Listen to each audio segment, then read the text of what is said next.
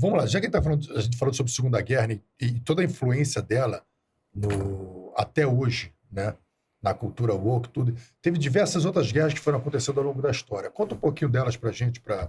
Então, acabou a Segunda Guerra, começou a Guerra Fria. Esse período da Guerra Fria, acontecem inúmeras guerras, todas exagero, né? As principais são guerras União Soviética contra Estados Unidos indiretamente. São as principais. Então, de cara acontece a Guerra da Coreia, por exemplo, e quase todos os Estados Unidos perdeu. Os Estados Unidos perdeu indiretamente porque ele não estava lá lutando. Então, acontece a guerra na Coreia, que é o governo da Coreia, os comunistas apoiados pela União Soviética querendo tomar o poder, o Sul apoiado pelos Estados Unidos querendo se manter, e acaba o país dividido em dois. Então eu digo perdeu porque desmembrou o país. Vietnã. O país era capitalista, então. Era uma forma inicial de capitalismo, era um sistema democrático. É como se estivesse no Brasil em 64, quando quiseram tomar o poder, a gente dividisse o Brasil em dois. Tá bom, então vamos resolver assim. Vocês ficam com uma parte, eu fico com a outra. Isso é ruim, você dividiu o país. Claro, e está dividido até hoje, né? Famílias se viram. Eu tenho um conhecido que os pais vieram fugidos da guerra e nunca mais conseguiram ver os avós e tios, irmãos, que estão lá na Coreia do Norte. Podem entrar. Eles ficaram do lado de cá. E como é que foi quanto tempo de guerra, efetivamente? Quanto tempo de cessar-fogo? A guerra... Não, cessar-fogo já são... Eu não lembro exatamente os dados. Eu acho que tem uns 70 anos de cessar-fogo. Acho que a guerra deve ter sido 10 anos, alguma coisa assim. Não lembro exatamente, precisamente. Mas aí na sequência tem a do Vietnã, que dura 20 anos, né? A guerra, uma guerra longa, em que, novamente, o comunismo ganha. Só que aí ganha o país inteiro, né? O Vietnã vira comunista e é comunista até hoje. Ali, no Vietnã, os Estados Unidos é a maior derrota americana, né? Na Coreia, pelo menos, ele ainda segurou metade. No Vietnã, ele perde mesmo, né? Onde é que os Estados Unidos perdeu? Porque parece que batalhas ele ganhou todas. Ele perde por causa, eu chamo de derrota, essa é uma discussão boa. Tem gente que diz, né, perdeu por quê? Perdeu porque o objetivo era impedir o país de virar comunista, e virou comunista. Perdeu. Né? Perdeu no resultado final. Politicamente, né? Perdeu na política. Né? Depois, a outra guerra importante, na minha opinião, é a do Afeganistão.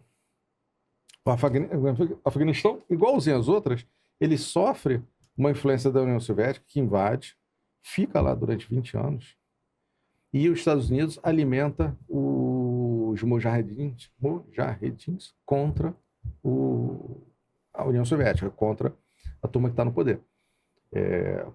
Os Estados Unidos faz isso através do Paquistão, fornecendo armas, não sei o quê.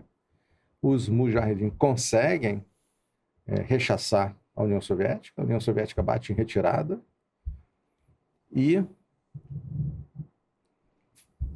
vai para o poder a porcaria do Talibã.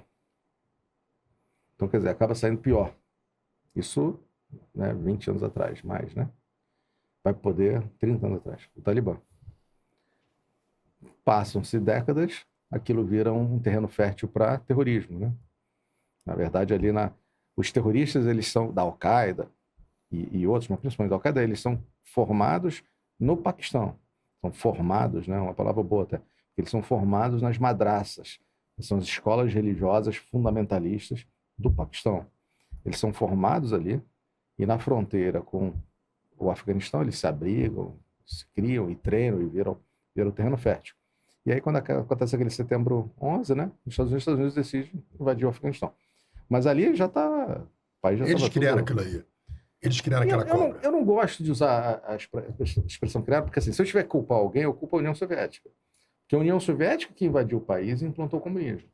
E aí o povo se volta contra a União Soviética. E aí os Estados Unidos arma o povo contra. Então, quem é o culpado? O culpado é a União Soviética que começou. Né? E aí os Estados Unidos faz aquela guerra ao terror, né? E consegue acabar com a Al-Qaeda e fica lá 20 anos, né? No Afeganistão, meio tomando conta. consegue estimular uma nova Constituição, é criada, eleições de vários níveis, inclusive presencial no país. Ele cria uma democracia. Os Estados Unidos conseguem implantar uma democracia no Afeganistão.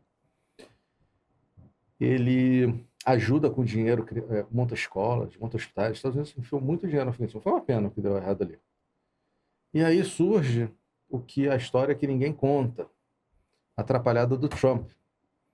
Tanta coisa, né? Estou falando agora do Trump. Eu estou pensando em... O Trump, ele, com um bom coração, ele quer tirar as tropas americanas do Afeganistão. Ele diz assim, o mundo mudou, os Estados Unidos não tem mais que ser a polícia do mundo, então a gente tem que tirar as tropas do Afeganistão.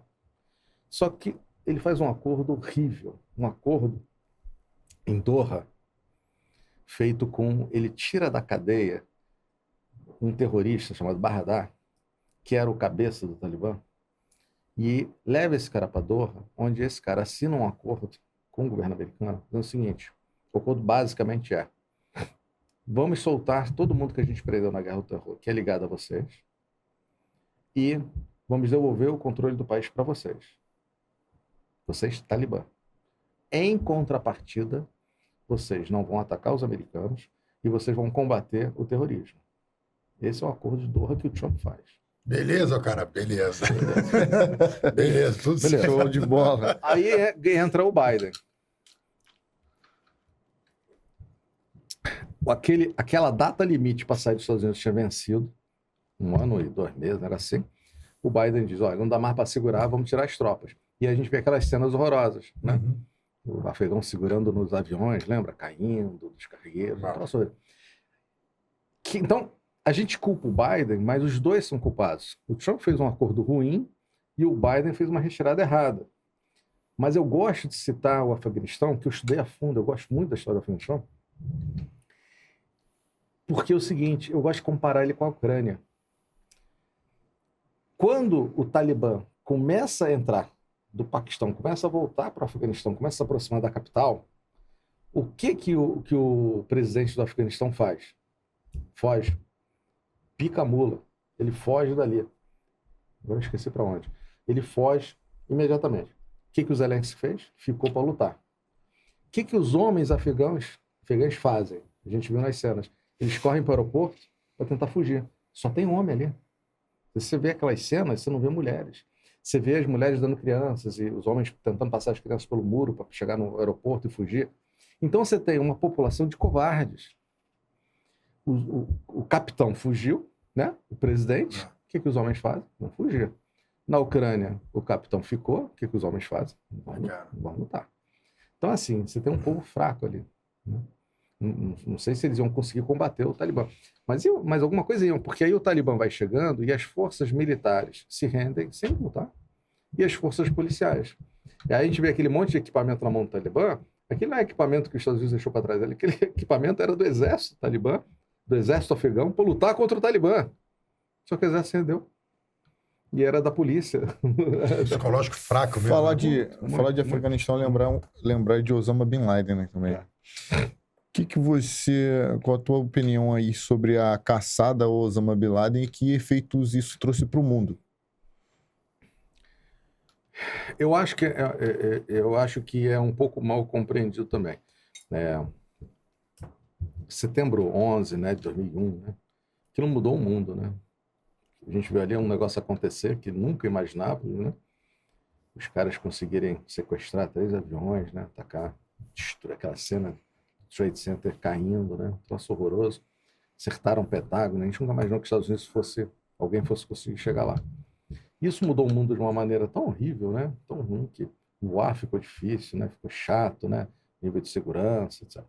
E os Estados Unidos deflagrou a guerra ao terror. O que aconteceu de 2001 até, vamos dizer, 2022, em termos de terrorismo? Os Estados Unidos ficou protegido. Ele teve alguns episódios de terrorismo dentro da cidade, teve alguma coisa de terrorismo doméstico. Teve um cara que explodiu uma bomba numa maratona, né? Mas ele se protegeu. Então, eu acho que a guerra ao terror cumpriu o que os Estados Unidos precisavam, proteger os americanos.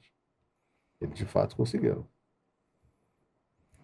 Então, esse é um ponto. O outro ponto é assim, os Estados Unidos tinham direito de fazer as incursões no Afeganistão, no Paquistão, para caçar o Osama Bin Laden, né? Da forma que fazia. Aí a gente pode ficar discutindo, porque estava ferido ele, né? Os Estados Unidos, ele ia fazer qualquer coisa, dependente do país deixar ou não, né? Então, acho que houve abuso dos Estados Unidos, né? Daquelas incursões nos países, né? Mas eu acho que ele precisava fazer. Era uma resposta. Não, ele precisava. Ainda no Oriente Médio, e a guerra do Golfo, que passou de geração, né? Era o Bush pai, passou para o Bush filho e terminou ali com a captura e execução do principal líder do Saddam, né? Saddam. Acho que aquilo ali foi uma sucessão de erros, né? Aquilo foi tudo errado, né? Partiram de uma premissa que não se provou verdadeira, né? Que eram armas químicas, né? Não conseguiram achar as armas químicas. Todo mundo sabe que aquela região é rica de petróleo, então todo mundo acha que faz sentido que os Estados Unidos estavam de olho no petróleo. E o Saddam Hussein fez muita propaganda, muitos livros foram publicados de que ele era um déspota, né? Que ele matava mesmo a população, que ele era, né, um carrascozão, isso que devia ser. Mas a forma que ele morreu, na minha opinião, foi errada. Os Estados Unidos deixou ele ser capturado e não teve um julgamento. Então, assim, eu acho assim, ou você acredita no Estado de Direito ou não. Então, o que os Estados Unidos fez ali estava errado. Desde a invasão até a forma do cara ser executado. Prendia o cara, levava para um tribunal internacional, um tribunal no país, e ele tinha que ter direito a um julgamento justo com defesa. Não foi isso, né? Os Estados Unidos lavou as mãos, deixou capturar o cara e penduraram o cara, né? Um troço lá horroroso. Repudiaram, meu Deus. Então, eu acho que ali esse é o capítulo mais feio, né, da recente história americana. E que foi igual eu falei no início, passou de pai para filho, né? Parece que passou pelo Trump, pelo Bush pai, e algum tempo depois caiu na mão do filho. Ou o filho teria retomado isso com memórias lá do assunto mal resolvido do pai dele. Não sei te dizer, mas é curioso isso ter acontecido na história americana, né? Assim, falando do Afeganistão também, temos que lembrar também do sequestro do Coronel Troutman e a liderança do Rambo, do povo afegão, vencendo a batalha contra os russos. Você vai acompanhar esse Rambo 3. O Rambo, inclusive, ele luta junto dos afegãos. Dos afegãos, Ele fica do lado dos afegãos. Então você vê como é que os Estados Unidos apoiavam aquela guerra, que eles na narrativa cultural, né, de atribuir que os russos eram maus. Então... Você sabe, uma coisa que eu faço quando surge um evento desse, eu vou cobrir na página, eu tento achar pessoas na região para conversar, para entrevistar. Então, no caso do Afeganistão, eu consegui entrevistar 3 pessoas. Uma delas é uma afegã que fugiu de lá e foi morar na Alemanha. Então, é muito interessante você conversar com essas pessoas. Ela hoje virou uma ativista lá na Alemanha, defendendo as mulheres afegãs, né? Lógico, ela tem medo de voltar. Mas o Afeganistão hoje é o país mais perigoso para mulheres do mundo. É o país provavelmente mais pobre do mundo. É a Malala? Conheceu a Malala? Não conheci ela não. Não, é uma moça, uma ativista, não é famosa não, mas ela hoje é uma ativista na Alemanha. Está falando em nome do Afeganistão. Mas o chato é isso, o triste é isso. É um país muito miserável hoje, com uma situação terrível para as mulheres.